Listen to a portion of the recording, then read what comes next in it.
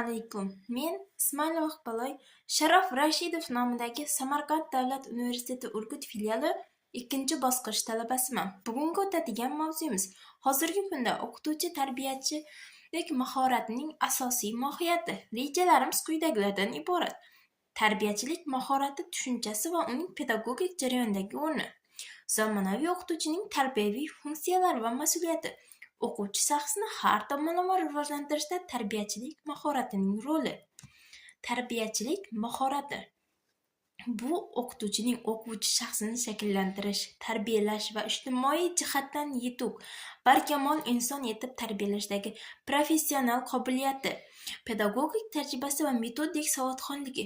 U faqat bilim berish bilan cheklanmaydi.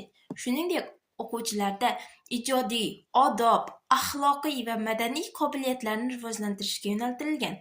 Tarbiyachilik mahoratining pedagogik jarayondagi o'rni shaxsni rivojlantirishda asosiy vosita. Tarbiyachilik mahorati orqali o'qituvchi o'quvchilarda ijtimoiy, axloqiy, estetik va intellektual rivojlanish uyg'unlashtiradi. Ijtimoiy muhitni shakllantirish. O'qituvchi nafaqat darsda, balki maktab va jamiyat hayotida ham o'quvchilarni ijobiy muhitga moslashtiradi. O'quvchilarning motivatsiyasini oshirish tarbiyachilik mahorati yordamida o'qituvchi o'quvchilarda o'qishga, bilimga va o'z-o'zini rivojlantirishga intilish hosil qiladi. Zamonaviy o'qituvchining tarbiyaviy funksiyalari va mas'uliyati. Zamonaviy o'qituvchi nafaqat bilim beruvchi, balki tarbiyachi sifatida ham faoliyat yuritadi. Uning tarbiyaviy funksiyalari o'quvchilarning ijtimoiy, axloqiy, ma'naviy va madaniy rivojlanishi va ta'minlashiga qaratilgan. Intellektual va kognitiv rivojlanish funksiyasi. O'quvchilarning fikrlash, tahlil qilish va muammolarni hal qilish qobiliyatlarini rivojlantirish, bilimlarni hayotiy vaziyatlarda qo'llashga o'rganadi. Ijtimoiy moslashuv funksiyasi. O'quvchilarga jamiyat qoidalari va me'yorlariga moslashishni o'rgatish. Guruh ichida hamkorlik va muloqot madaniyatini shakllantirish.